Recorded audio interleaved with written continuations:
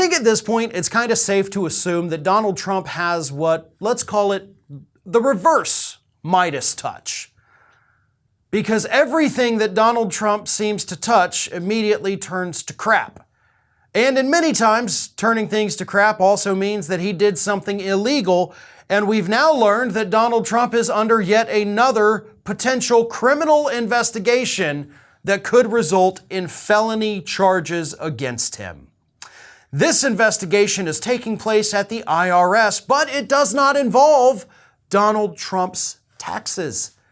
It involves the taxes of James Comey and Andrew McCabe, the two individuals who, according to former Chief of Staff General John Kelly, Trump ordered the IRS to audit. He wanted to make their lives hell, so John Kelly came out publicly recently and said Trump ordered the IRS, one of his appointed people at the IRS, to audit these individuals, and the audits then, of course, did happen. John Kelly says that he told Trump, don't do this is illegal, but Trump did it anyway. And now the Inspector General at the IRS is looking into these audits that, again, did take place. So, if the Inspector General finds something that looks like it could have been improper, Donald Trump could be hit with felony criminal charges that do carry a 5-year prison sentence. And what makes this even more interesting is that General John Kelly has said that I'm willing to cooperate. Oh, and by the way, here's the best part. I do have a little bit of evidence to back up what I'm saying. So that's going to be interesting when that finally happens. If that finally happens, right? But here's the thing. Donald Trump asking, or basically demanding, that the IRS audit his political enemies.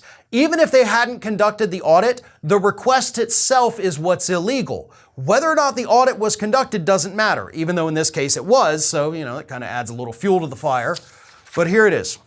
Section 7217 of Title 26 of the United States Code makes it a crime for the president to request, directly or indirectly, any officer or employee of the Internal Revenue Service to conduct or terminate an audit or other investigation of any particular taxpayer with respect to the tax liability of such taxpayer. So it's literally written into the law in the United States that the president can't tell the IRS to go audit somebody or to stop auditing somebody. I'm kind of shocked, right? Because at first it's like, okay, this seems like an abuse of power, but it turns out, nope, this might actually be a real felony breaking a specific letter of the law. Because I didn't know there was a law that says, by the way, the president can't have the IRS audit somebody. It seems like a very specific law, like why would you have that? And of course, now we know. Because eventually you're going to get somebody like Donald Trump in office who abuses his power and tells the IRS to go audit people he hates. Again, it does carry a 5-year prison sentence, and because there was 2 separate instances of it, that would add up to 10 if prosecutors chose to go that route.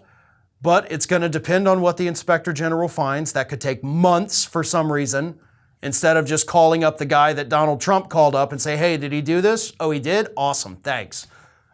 I mean, you could probably knock this out like in about a week if you really put your mind to it.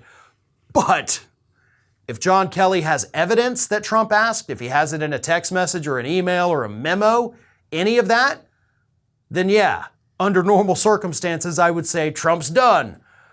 But we've made that claim before, and every time that slippery little snake always manages to wriggle himself out of it.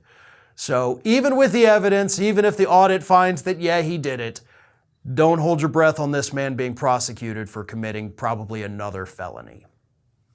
This is Hattie. Hattie wants to know why you have not subscribed to our channel. You obviously like our videos, so do us a favor and subscribe.